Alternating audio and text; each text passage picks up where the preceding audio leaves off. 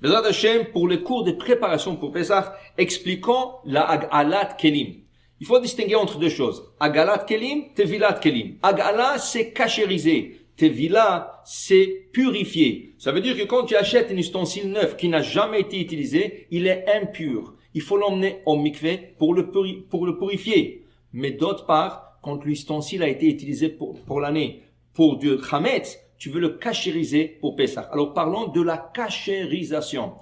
Si on doit rendre toute la halachot simple, voilà 3 catégories. Il y a des ustensiles qu'on doit et obligé de cachériser pour Pessah. Il y a des ustensiles qu'on ne peut pas cachériser pour Pessah. Et il y a des ustensiles qu'on n'a pas besoin de tout cachériser pour Pessah. Commençons pour la plus facile. Qu'est-ce qu'on n'a pas besoin de cachériser pour Pessah? On n'a pas besoin de cachériser pour Pessah tout ce qui est verre, la matière verre. Le verre n'absorbe pas. Selon Maran, le Shulchan Aruch, et ainsi dit le Rav Ovadia Yosef. Les verres n'absorbent pas. Alors si vous avez de tôle en pyrex, que vous avez cuisiné la lasagne, n'ont pas besoin de cachérisation. Tout ce que vous avez à faire, c'est de laver avec de l'eau et du savon, et c'est caché au Pessah. Le verre à whisky, le verre à thé, le verre n'importe quel autre verre, tout, ils sont cachés le Pessah. Tout ce qu'il y a à faire, c'est de le rincer et avec de l'eau froide et savon. Il y en a qui sont plus stricts. Et qu'est-ce qu'ils vont faire avec le verre? Ils vont le remplir jusqu'au bord avec de l'eau.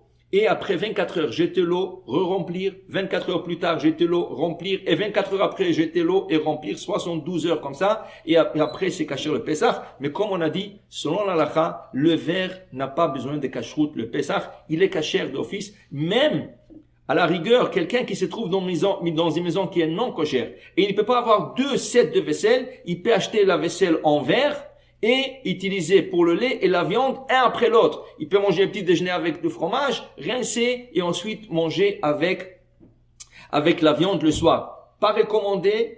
Pourquoi? Parce que c'est une mauvaise éducation pour les enfants, parce que eux, ils ne comprennent pas, c'est du verre qui n'absorbe pas. Eux, ils vont acheter après de la porcelaine, ils vont le faire. Alors, c'est pas recommandé, mais c'est dans 2 cas de force majeure. Passons à la deuxième catégorie, de choses que on ne peut pas cachériser. Qu'est-ce qu'on ne peut pas cachériser le Pessah? La porcelaine.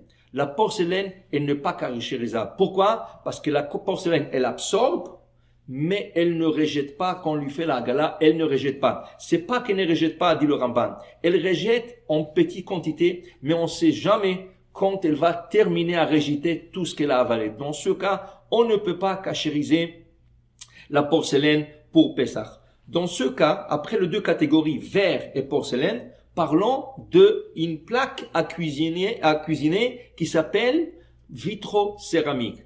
Plaque cuisinière, toutes les cuisines modernes aujourd'hui, ils ont cette plaque qui est en verre, facile à entretenir, facile à nettoyer, mais c'est vitrocéramique. Vitro, c'est du verre. Céramique, c'est la céramique. C'est l'argile. Est-ce que c'est cachérisable ou pas? Selon les séfarades, ce verre est cachérisable, même pour les ashkénazes. Et on explique pourquoi.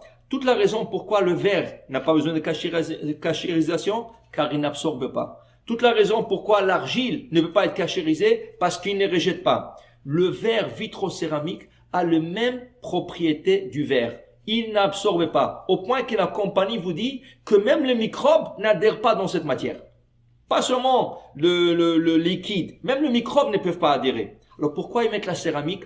Ils mettent la céramique parce que le verre est une matière un peu sensible. Il peut se casser, il peut se fissurer. Mais l'argile, elle lui donne la dureté. Dans ce cas, il mélange un peu d'argile pour lui donner la dureté. Mais la propriété reste propriété de verre, ça n'absorbe pas. Dans ce cas, la cuisinière en verre vitrocéramique n'a pas besoin de cachérisation. Bien lavé avec un produit de fabricant. Si vous voulez être strict, arrosez un peu avec de l'eau chaude, ouvrez après un peu les éléments pour que ça brûle un peu, et c'est tout, c'est kasher pour Pessah, pour le séfarade.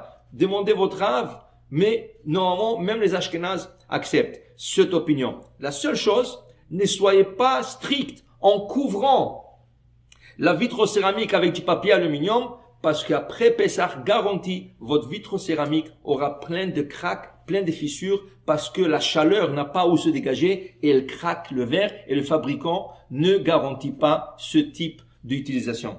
La dernière chose, qu'est-ce qu'on a besoin de cachériser? Tout ce qui est métal, les marmites, les fourchettes, les couteaux, les cuillères, tout ça a besoin d'avoir la cachérisation. Et comment? De la manière que ça absorbe, c'est la manière qu'on va le cachériser. Donc, les marmites, ça absorbe à l'intermédiaire d'un liquide. Alors, qu'est-ce qu'on va faire? On va prendre une grosse marmite, la faire bouillir avec de l'eau et rentrer la marmite qu'on veut dans l'eau pour que elle rejette tout ce qu'elle a avalé. Maintenant, si vous n'avez pas une marmite si grande, vous pouvez faire la hagala en étapes. Ça veut dire que vous rentrez un côté de la marmite, vous la tournez l'autre côté et l'autre côté. Ce qui est important, c'est enlever les manches et les anses parce que dedans, ça veut dire sur le côté, il y a plein de chametz qui a adhéré et il faut bien nettoyer avant de le rentrer dans l'eau de la hagala. Maintenant, la hagala, a priori, se fait avec des ustensiles qui n'ont pas été utilisés 24 heures. On a besoin de reposer tous les ustensiles. La marmite qui cachérise et les marmites qu'on a besoin de cachériser ou les ustensiles qu'on veut cachériser avec de l'eau bouillante. Mais il y a des ustensiles qu'on a besoin plus que l'eau bouillante. On a besoin de passer un chalumeau. Par exemple, des brochettes qui s'utilisent sur le feu direct, mais il n'y a pas de contact avec les liquides. Cela, on doit passer par le chalumeau. Et aussi les grilles du four. Des fois, dans le four, vous chauffez votre challah. Dans ce cas, le grille du four a besoin de passer par un chalumeau. Mais si vous avez un four auto-nettoyant, c'est exactement comme le chalumeau et plus. Alors, vous mettez votre four auto-nettoyant à 2 heures, à 3 heures et votre four est kasher le Pessah. Bezrat Hashem, je vous souhaite Chag Pessah kasher et Sameach.